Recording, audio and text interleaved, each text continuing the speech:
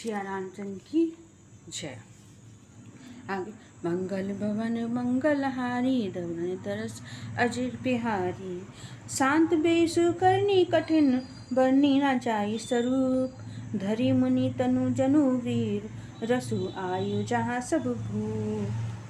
शांत बेस परंतु करनी बहुत कठोर है, स्वरूप का वर्णन नहीं किया जा सकता। मानो वीर रस है, वीर रस ही मुनि का शरीर धारण करके जहाँ सब राजा लोग हैं वहाँ आ गया हो।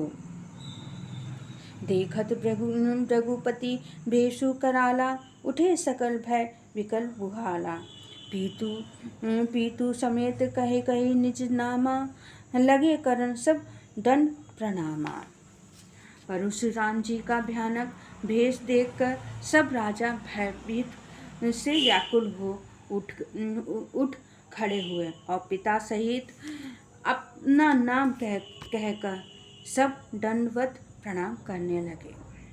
जेहि सुभाए चितवाही हितु जानी सो जनई जनु आई खुटानी। जनक बहोरी आई सिरु नावा सिए बुलाई प्रणाम करावा। परशुराम जी हित समझ कर भी सहज ही जिसकी ओर देख लेते हैं वहाँ समझता है मानो मेरी आयु पूरी हो गई है। फिर जनक जी ने आकर सिर नवाया और सीता जी को बुलाकर प्रणाम कराया, क्योंकि परशुराम बहुत क्रोध वाले संत थे और हर कोई परशुराम से उनके क्रोध से डरता था। इसलिए पहले ही आके हर लोग उनके नतमस्तक हो जाते थे कि कहीं अब मेरा आखिरी समय है, डर जाते थे। आशीष दिनी सखी हर्षानी निज समाज ले गई सयानी। विश्वामित्र मिले पुनि आई पद सरोज मैले दुई भाई। परशुराम जी ने सीता जी को आशीर्वाद दिया। सखियां हर्षित हुई और वे सयानी सखियां उनको अपनी मंडली में ले गईं। फिर विश्वामित्र जी आकर मिले और उन्होंने दोनों भाइयों को उनके चरण कमलों पर गिराया। मतलब विश्वामित्र आए और नमन किया और दोनों भाइयों को राम और लक्ष्मण को उनके चरण वंदना करने के लिए कहा। रामू लखनू दशरथ के ठोटा दिनी आशीष देखी भल जोटा।